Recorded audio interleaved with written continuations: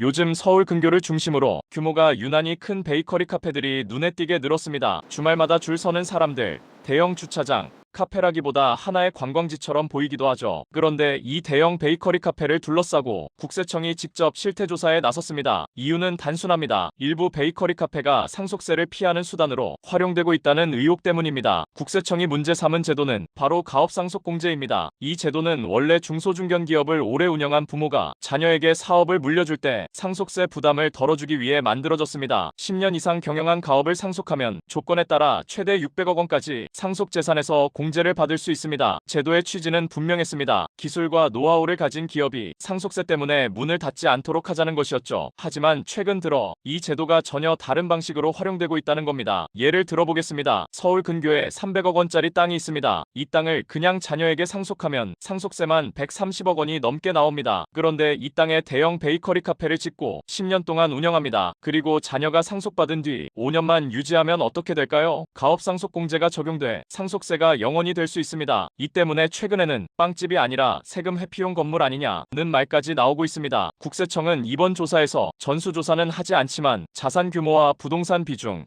매출 구조 등을 기준으로 일부 대형 베이커리 카페를 선별해 들여다봅니다. 가장 먼저 보는 건 실제로 빵을 굽는 시설이 있는지입니다. 베이커리 카페로 등록돼 있지만 제빵 시설은 거의 없고 매출 대부분이 커피나 음료에서 나온다면 형식만 베이커리일 가능성이 있기 때문입니다. 또 하나 중요한 포인트는 누가 실제로 경영하고 있느냐입니다. 부모가 대표로 등기돼 있지만 실제 운영은 자녀가 하고 있는 경우 고령의 부모가 명의만 빌려준 건 아닌지 국세청은 이 부분을 집중적으로 봅니다. 사업장 부동산도 조사 대상입니다. 베이커리 카페 부지 안에 부부가 거주하는 전원주택이 함께 있다면 그 토지는 가업상속공제 대상에서 제외될 수 있습니다. 국세청은 이번 실태조사를 통해 단순 점검에 그치지 않겠다는 입장입니다. 편법이나 탈세 혐의가 확인되면 즉시 별도 세무조사로 전환하겠다고 밝혔습니다. 또 상속이 이뤄진 이후에도 고용유지, 업종유지 등 사후관리 요건을 제대로 지켰는지 지속적으로 검증하겠다는 방침입니다. 이번 조사의 배경에는 제도의 취지가 심각하게 훼손되고 있다는 문제의식이 깔려 있습니다. 가업상속공제는 원래 성실하게 기업을 운영한 사람을 위한 제도이지 부동산 절세 수단이 아니기 때문입니다. 국세청은 정상적인 사업 운영은 보호하되